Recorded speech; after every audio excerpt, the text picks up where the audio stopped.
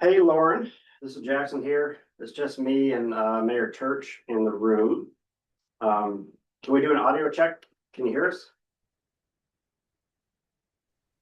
I can. I have to figure out where the unmute button is in Zoom. All right. Well, good. We can hear you well. Okay, great. Okay, so just two of you today. For the record, this is the pre-policy board meeting. It is Tuesday, March 17th, St. Patrick's Day, and it's 2:30 p.m. I don't think I'm gonna necessarily run through in detail everything on the agenda today, because as I noted in my email, the agenda has grown quite long over the past couple weeks. And we may need to discuss the beginning of the meeting, prioritizing which items to take up and which ones to potentially postpone. One thing of note, underneath new business, we have the presentation of our annual audit and our draft tax return. We will have Alliance CPAs here in person to provide that presentation, and to respect their time and their billing rate, I think we should bump them to the top before we get into our regular business. You need a motion for that, Jackson? We can just discuss it during agenda setting. Okay, As long as it's discussed and everybody understands that's what we're gonna do, that's fine. okay.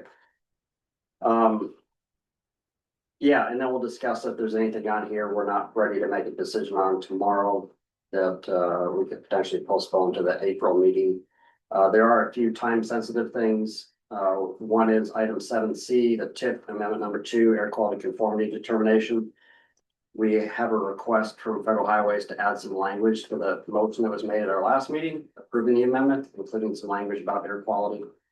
We'll get to that in a minute, but we need that for them to provide their concurrence letter on TIP amendment number 2, which has already been transmitted to them and incorporated into the SNP. And then another time sensitive one, in my opinion, is item 8C, the Fast Planning Community Transportation Grant Program. We are trying to open up the application process on April 1st. And so we're hoping to get a decision out of the board tomorrow so that we can advance that, so that we can get some projects funded for this summer for installation. But yeah, you guys can postpone EV charging stations. You can postpone Chena Riverwalk if you like. Postpone our Metropolitan Transportation Plan schedule update. I really would like to get the letter of support for the Basics Act out the door before it starts hitting committees in Congress. But again, if we don't have time, that could also be moved out to the April meeting. Let's see. I'm going to scroll to the staff report. Figure out how to do this. Let's see, page 14. Okay, I'll highlight a couple things. I'll do a longer introduction tomorrow for the staff report, but want to make note that we did hold a special meeting of the Walk, Ride, and Roll Advisory Committee on the Chena Riverwalk project on Friday. So just a few days ago, and they did come up with a 3-page list of bulleted recommendations for the Chena Riverwalk. And I'll go over those in detail with you all tomorrow, but it was referred back to that committee for recommendations on next steps. And they did their work on Friday, and we have that all typed up for you to review. Also want to make note that I heard that Old Steese Highway reconstruction, the PDA has been approved to advance it to 2026 construction. No PDAs have been approved. Randy PDAs Bailey have even been submitted for Old Steese. Well, what I heard this morning from Randy Bailey is that Catherine Keith's approved it. No, we have fund manager approval in the project delivery plan, which means that the commissioner's office has made the funding available. But no, the project development authorization, the PDA that actually goes to Federal Highways, has not been submitted yet. So that's in process. So yes, we fully expect to fund that in 26, but just timeline wise, it's not it's not fully approved by any stretch. Okay. Well, that might be a good update for the board tomorrow, so everybody can hear. Hey, Scott, sorry, we just got started here and I'm by myself with Mayor Church. I don't have any staff, so I missed you in the queue there. No worries. He's good company too. So, yeah, and I didn't think I was going to make this meeting. I got some researchers that are wandering through. I got a dog and pony, my operation over here. Real quick though, if you could, forward the comments from the walk, ride and roll, or like they're probably online or something. Just so I could get a chance to read them before tomorrow's meeting. I'd appreciate it. Yeah, they're included in the packet, beginning on page 95 in the packet. Awesome. Awesome. Thank you so much. Yeah, all 3 pages are in there. Okay, 5. Yep. The big packet is there. Yeah. Yeah, I can go over these other updates on this page tomorrow. Underneath the correspondence there, I'll note to the policy board tomorrow that we did receive a pre-release draft of the new statewide transportation improvement program, or STIP. It really only gave us about 6 business days to review those documents, but I did pull together some staff comments and submitted those online, and those are included in your packet on pages 17 through 21. And we can go over those kind of individually tomorrow, but there definitely is some misalignment in the fiscal constraint tables for how much funding is programmed in our area versus what the statewide plan shows. Those numbers should match up exactly to what we have in our TIP, and they don't. I did put together a spreadsheet for every fund category that we use and showing what those differences are so that those can be synced up. Also, I'll be noting that we did identify a project in the Matsu region where $3.7 million of our funding is being allocated to that project. So that funding will need to be removed from that project or replaced from something else because it is a direct sub-allocation to fast planning. And you can see that in the packet, page 20. Okay, go ahead, Lauren. Is that a direct sub-allocation to FAST, or is that, because you and MVP, I thought, were sharing the same sub-allocation? And, we've got split letters, but I didn't think that you had direct allocation separate from MVP. The sub-allocation was shared between the two of you, and then the state issues a split letter saying how much each MPO is going to get each year. Yeah, and we already have those calculations, but as you can see here in the STIP, they categorize the sub-allocation to FAST separate from the sub-allocation to MVP, which is the Matsu MPO. So when you look at this page here, you'll see where fast planning funding is being put on the project, and then right below that, there's MVP funding. So in that population category, there are specific amounts of funding that are earmarked for each MPO, since we're in the same category, but they are identified separately. So anyways, this is something that happened in STIP Amendment number 2 previously that we brought to the attention of DOT. And that was a totally separate project, but this has happened again. So I assume that this is just an error or a mistake on the programming side in the STIP, but that will have to be removed and replaced. Yeah, my point is just the 50 to 200K is a shared, and it's likely just a label error on how this came through. There's a bunch of these, like you noted, of just little. There was some that I saw in AMATS or MVP too that was like, that project's not in that boundary, and it's just getting all those systems tied into each other. Still a work in progress. Yep, but that's kind of the intent of this pre-release STIP review, so that we can take a look at it, and if we see things like this, bring it to folks' attention so it gets cleaned up before it's released for public comment. Okay, moving on to the technical committee action items on page 22 in the packet. They only had 2 action items at their meeting on March 4th.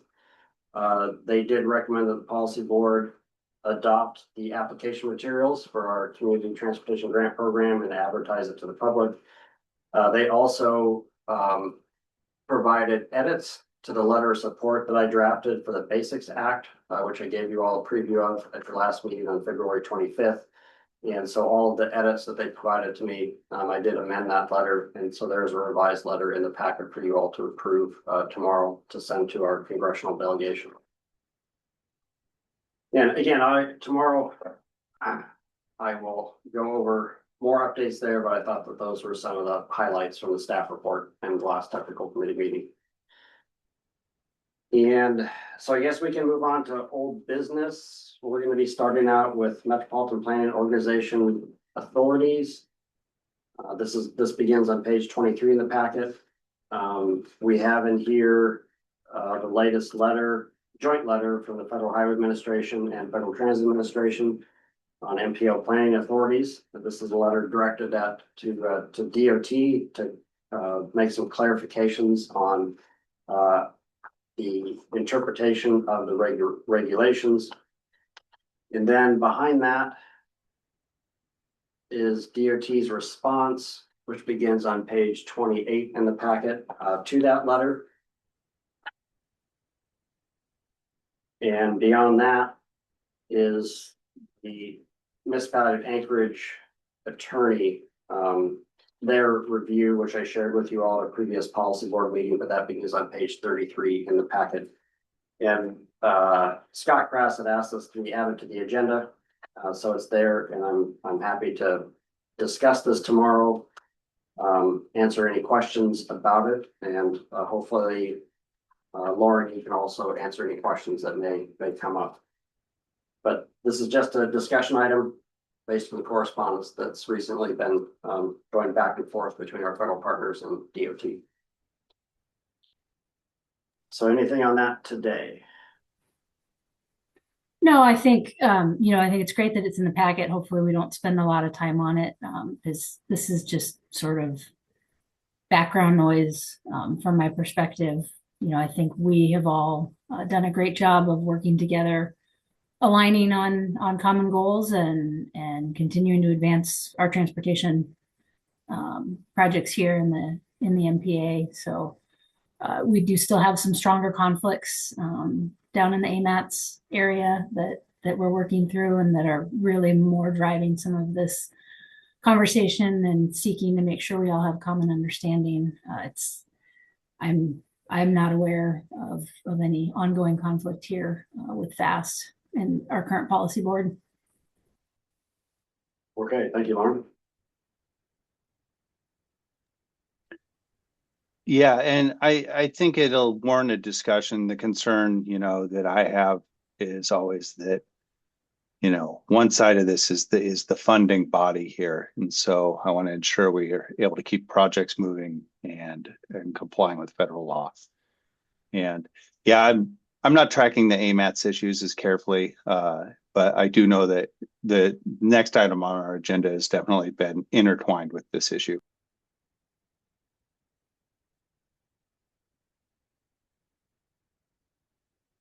Okay, I'm going to go to the next item on the agenda real quick. So page 53.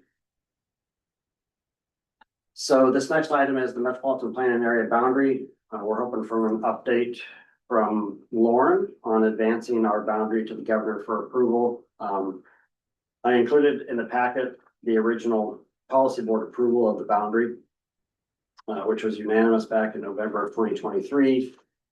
And that was contingent upon a positive letter of support from Allison Air Force Base.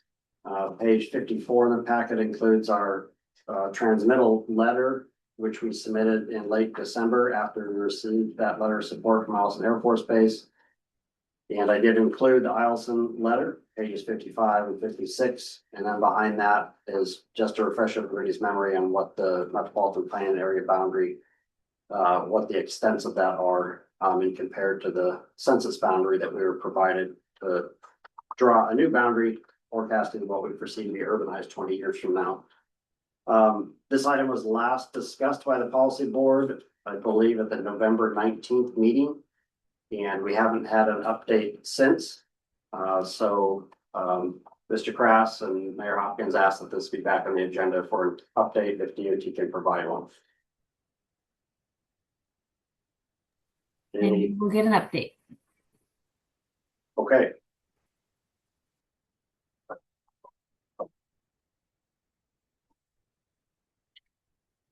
All right, well, moving on then to. Sorry for my scrolling. Our next agenda item, this is tip amendment number 2, air quality conformity determination. This begins on page 63 of the packet. At our last policy board meeting, the board approved tip amendment number 2, and the very next day I turned it into DOT for incorporation to the STIP. It is advanced through all the different levels of approvals at DOT, and they've actually, as of this morning, transmitted it to our federal partners for their approval. Our federal partners, their approval consists of concurring that we, our air quality conformity determination still stands from last November. We did have an interagency consultation meeting on this with all of our federal and state partners in advance of releasing this document for public review. But what we've been asked to do by our federal partners is go back to that motion where we approved tip amendment number 2 and add language that the board concurs with that interagency consultation group, that no new air quality conformity analysis is required, and our tip document remains consistent with the previous conformity determination made on November 20th, 2025. So you'll see on the bottom of page 63, I'm spoon feeding you all a draft motion that I hope one of you will make tomorrow. Go ahead, Lauren. Yeah, is this normal, Jackson? Because, you know, I was checking on making sure that that tip was going to be incorporated in its own amendment, and, you know, it didn't need to wait for the new STIP and all that stuff, which we were all good there. But I was getting questions from Fed Aid about, were we adding projects in that would have triggered? And I said, well, yeah, but they're old, other than Yvette's Lane, and, you know, they went through conformity, and it just seemed odd because usually this stuff's all just handled, and it seemed. Yep. No, I totally agree with you. During our first amendment to the tip, so tip amendment number 1, that was not part of the motion. We just simply approved tip amendment number 1 and turned it in. What we typically point our federal partners to is in the tip narrative here on page 69, I have it highlighted, which talks about the interagency consultation meeting that we had, and that the agencies present at the meeting concurred that a new air quality conformity analysis would not be required for the proposed changes to the tip, but that a final determination will be made by Federal Highways and FTA. So typically, you know, this paragraph in our narrative to the amendment is sufficient. But in the email string, you see I've been asked to go back to that original motion to point to this, but we have not done this previously. So I don't think it hurts to do this. I think it only helps if that's what they need on their side to get this across the finish line. So, and I was kind of surprised that DOT already turned it into them today, because I thought DOT was waiting on this motion to be made tomorrow so that all their paperwork was in order to turn it in. So maybe our federal partners don't even need this at this point, but I think it's just safe for us to make the motion that I wrote up on page 63 on the bottom, just so that all the boxes are checked with our federal partners. So, anyways, but Federal Highways is down to just a few staff compared to our last amendment. Yeah, that's a good point. And actually, this will probably be that group's first time without having someone that's been through this before. Yep. Working on it. So yeah, good reminder. Thanks, Jackson. Yep, just trying to accommodate the request. Okay.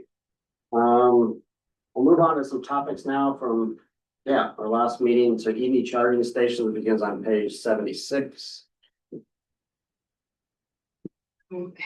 Yeah. Okay. EV charging stations. So here's my update.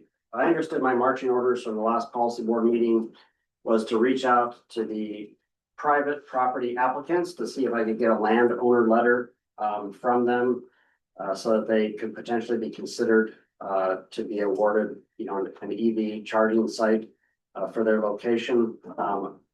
The News Miner had already given us a landowner letter with their original application, but I did reach out to the applicants for Pikes Landing, Three Bears, Helmworks Avenue, and a property off Santa Claus Land, North Pole. I'll be back. The only response I received was from Three Bears, and they did provide us a landowner letter. So at this time, we do have 2 landowner letters, the News Miner, one for Three Bears out in North Pole. And I'm gonna scroll down here to what my recommendation is. I put together a spreadsheet for you all on page 85 in the packets. And this spreadsheet highlights 3 potential project bundles for electric vehicle charging stations for your consideration. The first column is the technical committee's recommendation to go with the public property locations only. And this shows you which ones would be included and which locations would be excluded. The middle column shows you the outcome of the staff scoring results using the rubric that we created. And so again, it shows you which projects scored the highest and which would be included in that bundle and which ones would be excluded. And then on the right, I have my staff recommendation, which is a little bit of a deviation from the scoring results. And really, this is the outcome of all the discussion that we've had with the technical committee and the policy board. So I'm recommending that we do a bundle to include the News Miner and Three Bears. The News Miner would be included in lieu of the Borough Admin Center site. And then Three Bears would be included in lieu of the City of North Pole property. The Visitor Center here in downtown Fairbanks, both libraries, the Norwood Library in Fairbanks and the North Pole Library, and then Pioneer Park. So based on all the discussions, I feel like this captures the ones that I think people have the most interest in. And some of these locations are somewhat redundant to each other, so you would want to pick, site A or site B. And so I made a choice and I selected those, again, based on our previous discussions. And like Pioneer Park, I selected that in lieu of having one at the Carlson Center as well. I think that one in that area is fine, and I think Pioneer Park scored much higher. So anyways, I can talk through more of my justification tomorrow if you choose, but I do have a recommendation for you all, and you can take it or leave it or change it however you like. But hopefully that's helpful to you.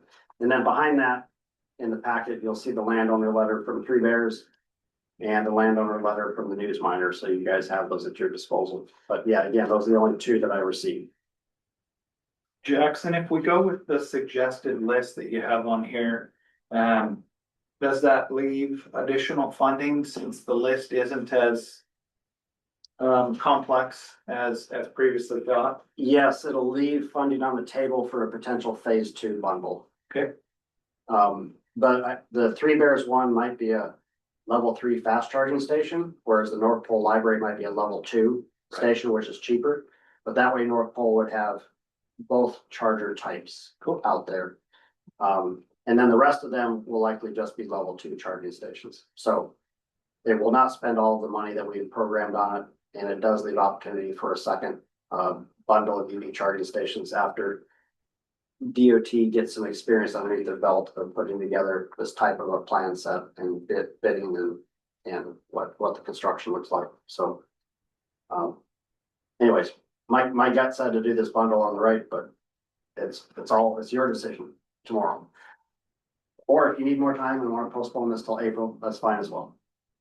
I don't think we're in any time crunch necessarily on this. We've been talking about it for a long time.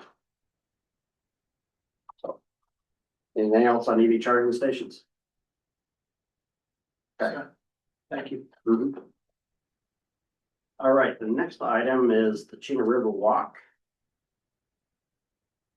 We go to page 88 in the packet.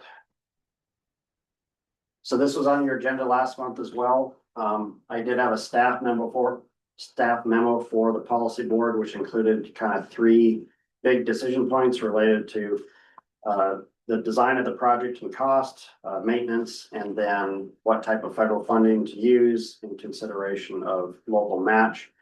At that meeting, this project was referred to the Walk, Ride, and Roll Advisory Committee.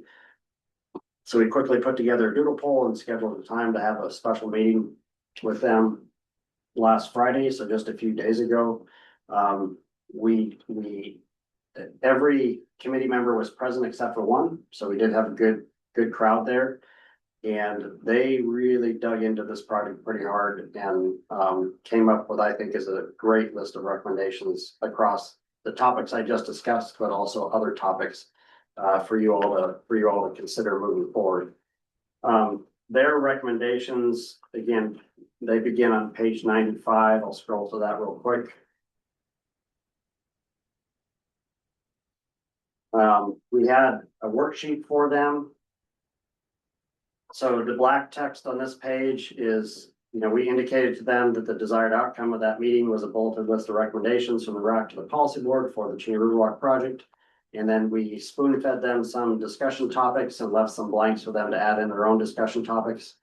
But we went through these one by one and through a 1 hour kind of workshop.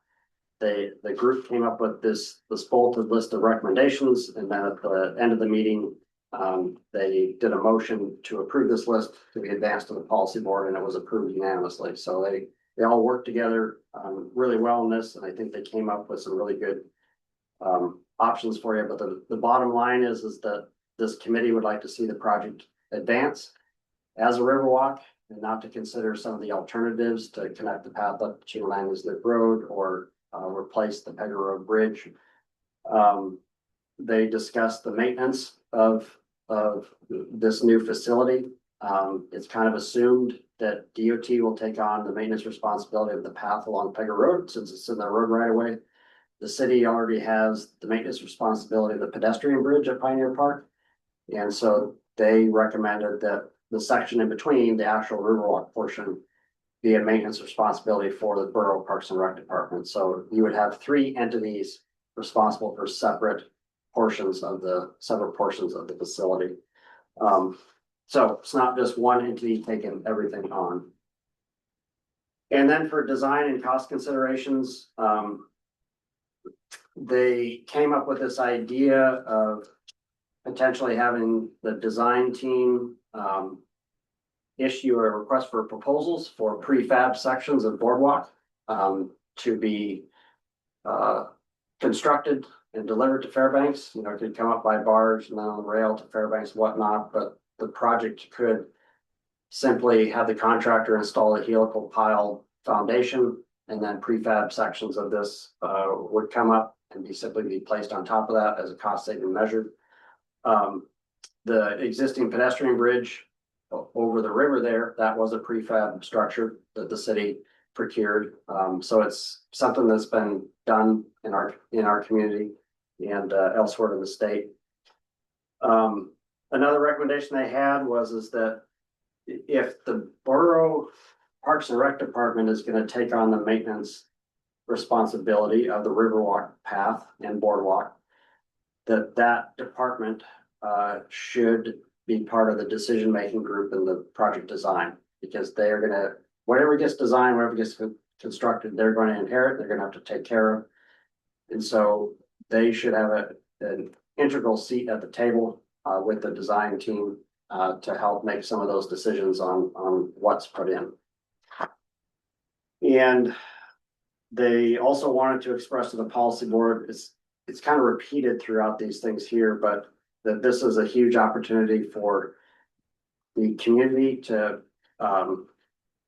own, purchase, be able to use a half mile of riverfront, which is currently not available for their use since it's railroad land. So if this project purchased that property, again, you're buying a half mile of riverfront for community and recreational use, and it directly ties into the paths along Pioneer Park and creates a nice loop trail system, and could be considered an extension of Pioneer Park, which in the vision of their master plan is trying to celebrate the river and get people access to the river. So anyways, a lot of good thoughts here for you all to read through as you consider your next steps.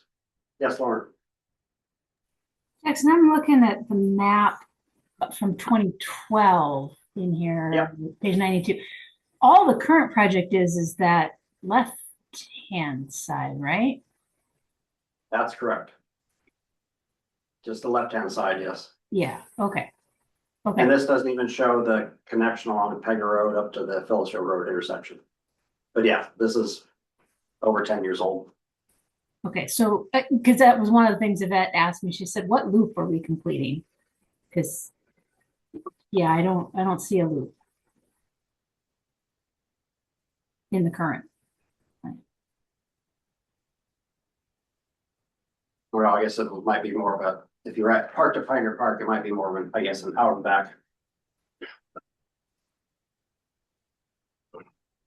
But then there was also discussion of if you're on the west side of town and you're commuting or riding your bike into town along the Johansson and then Phillips Field Road, that if you were to come into downtown, you would want to take this path and then go across the pedestrian bridge and then continue on the Riverwalk all the way into downtown. So it would be a preferred route. And they also discussed how utilizing that route would, well, they said eliminate the need for the Pegger Road undercrossing. Cause you would cross up at the Phillips Field Road intersection. And get on that path and be able to bypass that bridge crossing. But obviously, there's other users from the neighborhood on the west side of Pegger Road that would still use that undercrossing. But anyways, things that they discussed. Yeah, I just want to make sure I understood the current project correctly. Yep. And then beginning on page 98 in the packet is the local government resolutions from 1987 to present. So it just demonstrates over 30 years of city and borough resolutions supporting this particular project on the north side for a path along the riverfront.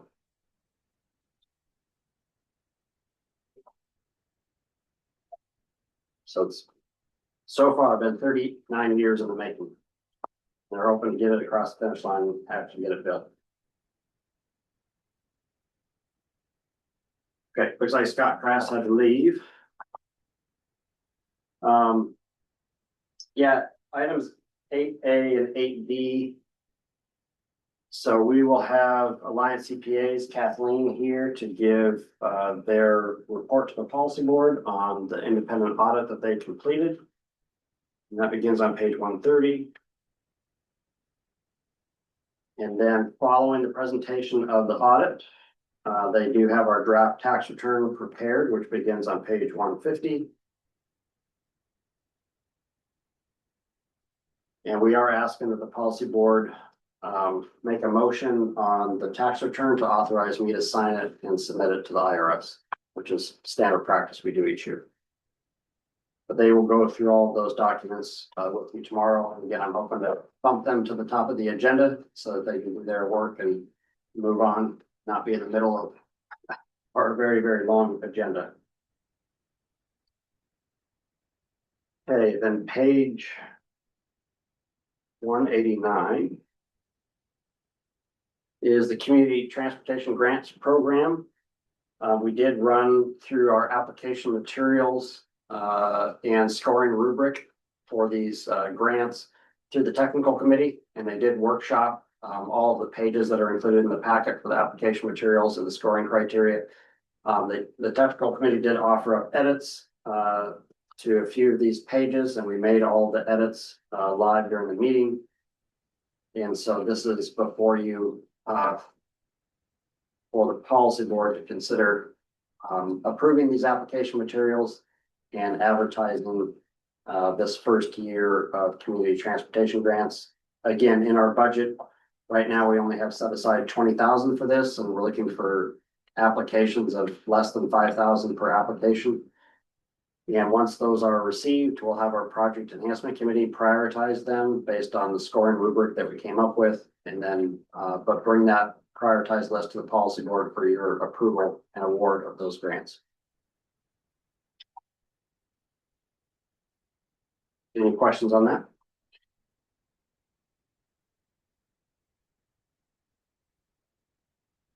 Okay. The next item, page 201.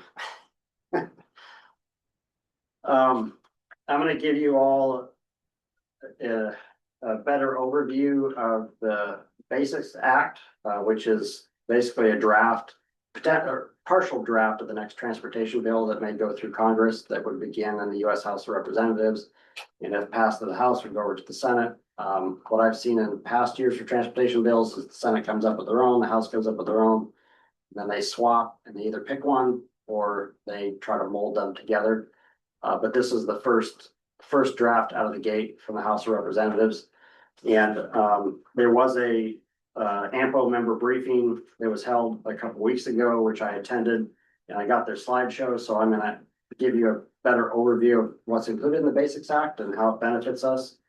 And then beginning on page 207 in the packet, I have my 2-page letter of support for the Basics Act for your approval tomorrow.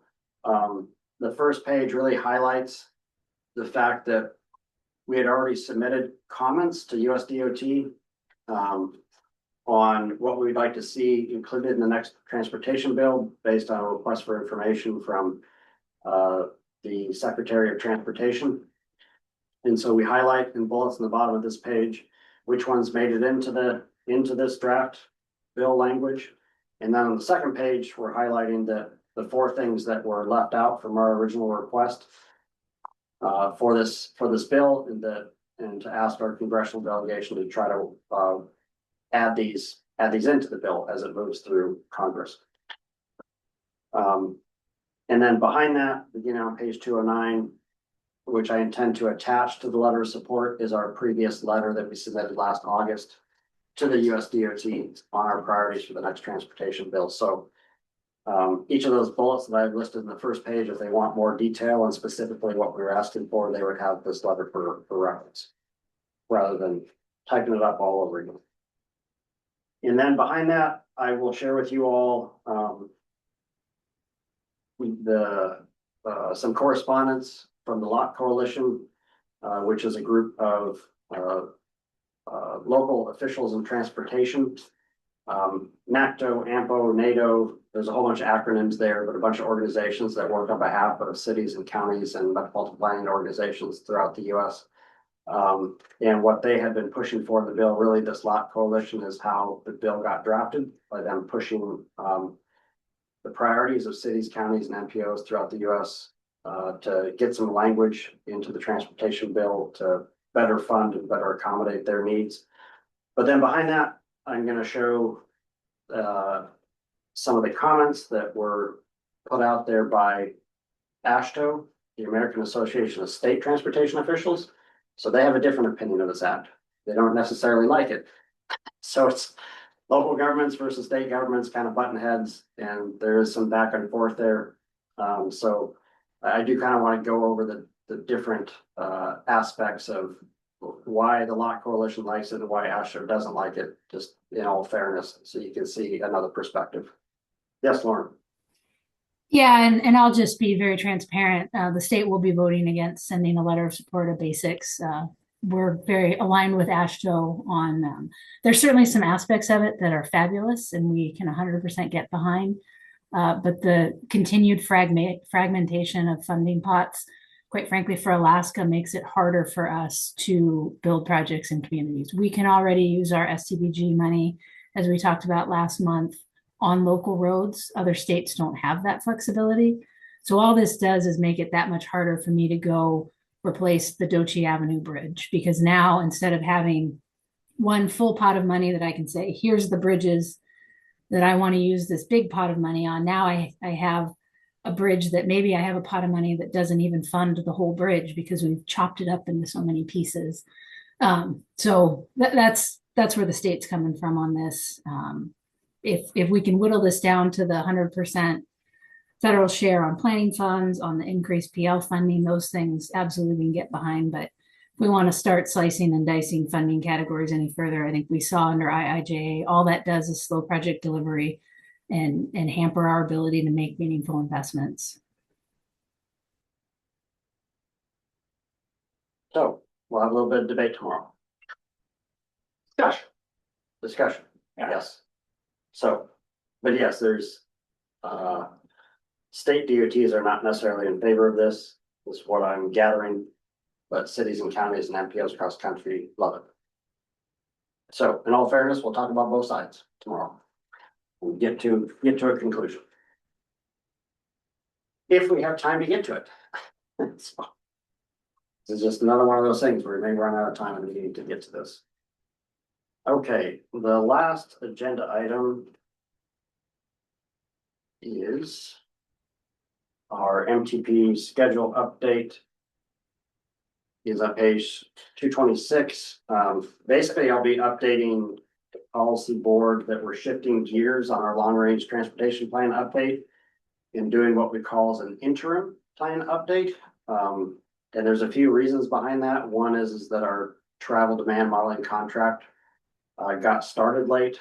Also, with various government shutdowns, there wasn't access to current data during those time periods. We're also switching our travel demand model from one software to another software. So things have to get migrated over and calibrated. And also our current travel demand model is from 2013, so it's over 10 years old. And it doesn't make use of recent advancements in modeling. So there's a bunch of work on the travel demand modeling side that we cannot accomplish a full long-range transportation plan update by the end of the year. But in speaking with our federal partners, Federal Highways and Federal Transit Administration, they're perfectly fine with us moving forward with a lighter interim update to allow us to complete our work into 2027. And it's not just us, the Matsu MPO and Anchorage AMATS is also in the same boat as far as schedule on their long range transportation plan updates.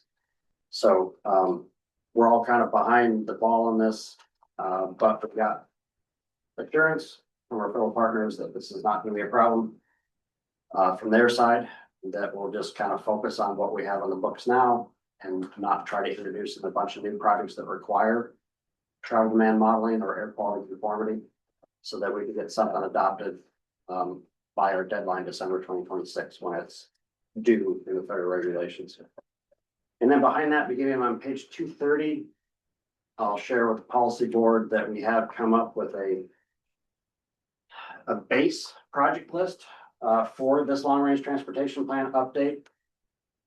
This long spreadsheet here includes all of the projects that we have in adopted or approved plans at fast planning and or the borough and or the city.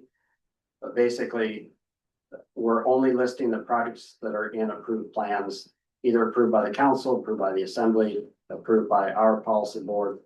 But this captures everything that we have on the books as far as priorities that have been vetted through a public process. So this is a base project list for the needs assessment to begin looking at our public input, looking at our crash data, looking at our pavement condition data, looking at our bridge condition data, and starting to add in some new projects to this base list. And of course, any of these projects on the base list can also be removed by the policy board when it comes time. But this is a pretty comprehensive list of everything that we've ever come up with in an approved plan. And there's nothing else included in there other than that at this time. So there's no new projects that you'll see in here that you've not seen before. So, and that's just going to be an informational update for the board tomorrow. And then we'll do obligations and offsets and close out. So any other topics or pre-policy today?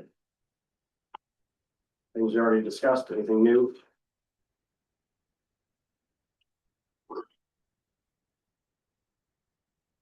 Okay, not seeing anything from Lauren. Thank you for your time, sir. Seeing from Mayor Kurt, so we'll close out at 3:15 p.m. Thanks for joining us, and let's make some quick work out of some of these items tomorrow. We'll see. Okay, thanks, Lauren. I'm gonna shut it down now. See you tomorrow. Okay. Jackson, on page 43,